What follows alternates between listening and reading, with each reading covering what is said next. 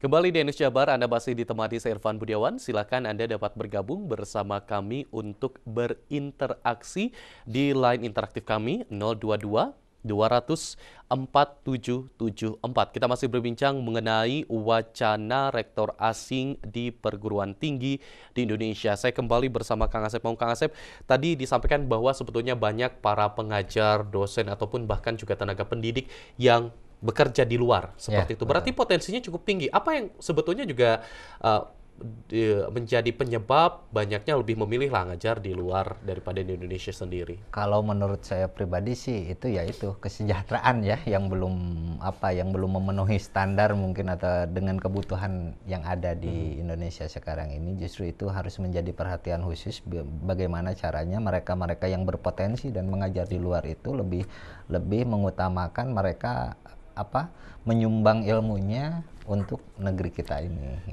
Oke, baik.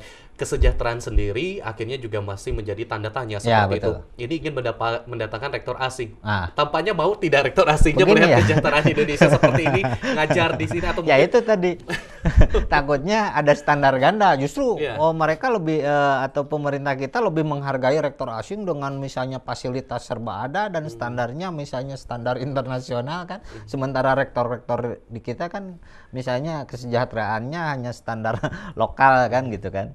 Jadi untuk hemat saya, bagaimana kita itu berwacana untuk memilih ataupun mengambil rektor-rektor asing, sementara pemilihan rektor yang ada di Indonesia sendiri sekarang banyak yang carut-marut dan Masih. kacau gitu Oke, kan. masih carut-marut. Seperti apa pemilihan rektor di Indonesia yang saat ini tampaknya masih carut-marut atau bahkan harus masih dibenahi oleh Menristek Dikti. Ya. Tapi tampaknya kita tahan dulu sebelum jawaban bagaimana carut-marutnya pemilihan rektor. Kita akan coba angkat telepon. Selamat pagi, halo. Iya, sayang sekali terputus kembali mungkin. Ini melihatnya seperti apa? Masih ada carut-marut kok pemilihan rektor seperti itu, tapi di sisi lain masih ngotot untuk rektor asing di Indonesia. Jadi kalau melihat secara pribadi yang terakhir aja itu terjadi permasalahan yang di Unpad ya, sampai sekarang masih terkatung-katung dan bahkan Unpadnya sendiri itu dipimpin rektor PLT ya. Jadi kalau menurut saya itu sebetulnya proses itu sudah berjalan, tapi untuk memilih dan melaksanakan Menristek sendiri mengundur waktu atau seperti apa sampai saat ini di Unpad sendiri tidak terjadi ataupun pemilihan rektor meskipun sudah dilaksanakan ya prosesnya dari awal. Bahkan itu saya bilang salah satu calon rektor memPTUN kan ya. Jadi menggugat untuk kerugian-kerugian masalah itu.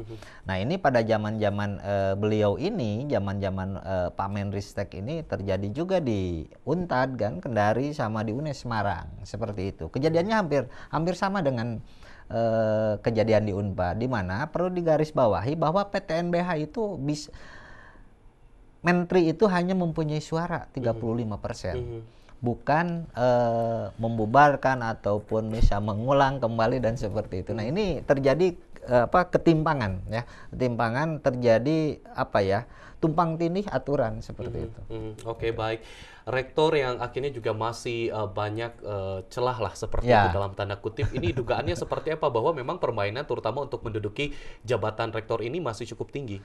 Sangat-sangat menjadi mungkin untuk seorang akademisi itu salah satu cita-citanya menjadi seorang rektor kan, dan itu yang saya takutkan bagaimana isu di luar itu banyak juga terjadi jual beli kursi rektor. Nah ini harus menjadi indikasi juga seperti itu kan, kenapa seperti ini, emang nanti open biddingnya itu seperti apa kalau rektor asing kan seperti itu. Oke, nah terkait open bidding, sebetulnya juga pemerintah sendiri ketika memang ingin memasukkan rektor asing, nah ini apakah juga menjamin bahwa asal dari rektor tersebut, nah seperti apa nanti misalnya menentukan backgroundnya ketika memang mau tidak mau ini atau juga ketetapan pemerintah ini akan mendatangkan rektor asing? Kalau masih standarnya memakai aturan yang ada ya, itu jelas tidak bisa, karena perlu digarisbawahi itu poinnya itu bahwa rektor itu PTNBH itu harus warga negara Indonesia. Nah teknisnya bagaimana, seperti apakah dinaturalisasi seperti pemain bola kan gitu. Wacana dulu PSSI kan seperti dulu. Sampai sekarang kita nggak menuju juga Piala Dunia kan seperti itu. Sekarang merambah ke kampus-kampus. Jadi pesimis ya, pesimis pemerintah, pesimis seorang menteri bahwa kita itu tidak bisa bersaing, padahal bukan seperti itu kalau menurut saya. Oke, baik. Jadi memang persaingan untuk menuju ke tentunya juga peringkat internasional ini sebetulnya dibenahi tidak hanya melalui rektor saja, tetapi juga beberapa hal lainnya juga harus dibenahi. Jadi kalau misalnya pengajar-pengajar yang kurang ataupun tim ahli bisa lah kalau misalnya dari asing untuk menularkan ilmunya di sini. Tapi kan itu harus dipilah-pilah juga. Banyak juga kita juga ahli-ahli yang menumpuk. Tapi kebutuhan apa sih yang paling urgent? Ahli apa yang paling dibutuhkan? Oke, kita menerima untuk hal itu. Tapi untuk menjadi seorang pucuk pimpinan di situ, saya tidak menjamin karena mereka juga harus menyesuaikan dengan kultur yang ada di Indonesia. Gitu. Salah satu alasan juga linknya cukup banyak kalau internasional seperti itu. Bagaimana nih Kang? Tapi kita tahan dulu sebentar. Kita akan angkat telepon. Halo, selamat pagi. Halo. Selamat pagi. Selamat pagi Kang Yanuar di Padalarang. Silakan Kang Yanuar, mungkin pertanyaan atau pernyataan Anda terkait rencana wacana pengangkatan rektor asing ini. Oke, terima kasih. Jadi saya agak heran juga ini seorang menteri bisa mengeluarkan usulan atau wacana untuk mendatangkan rektor asing. Sebenarnya dasar pemikirannya apa sih sampai muncul tiba-tiba tanpa tedeng aling-aling mengeluarkan isu semacam itu? Apakah memang itu bisa menjamin bahwa perguruan tinggi akan jadi lebih baik dengan rektor asing? Atau memang karena para profesor ataupun guru besar kita memang tidak layak untuk menjadi seorang rektor? Jadi ya saya ingin tahu dasar pemikiran dari Pak Menteri itu seperti apa? Atau hanya sekedar wacana aja untuk memancing para kandidat rektor agar bersuara atau mengkritisi kebijakan pendidikan. Oke. Itu aja Pak. Baik, terima kasih banyak Kang Yanuar. Ini menjadi pertanyaan besar sebetulnya apa yang mendasari pemikiran Menristek Dikti seperti itu. Atau di sisi lain ini menggelitik nih, oke loh, para rektor ayo bangun seperti itu. Seperti apa nih Kang Asep? Kalau menurut saya kalau itu udah dipublish seperti itu wacana mungkin itu tingkat keseriusannya cukup tinggi juga. Tapi kan hemat saya pribadi itu perlu banyak pertimbangan lah untuk masalah itu karena di kita juga tidak sedikit guru-guru besar ataupun ahli-ahli anak-anak bangsa ini yang berpotensi dan bahkan bisa go internasional dan bisa menularkan ilmunya di kampus-kampus yang ada di kita. Nah, itu justru saya rektornya gimana ya?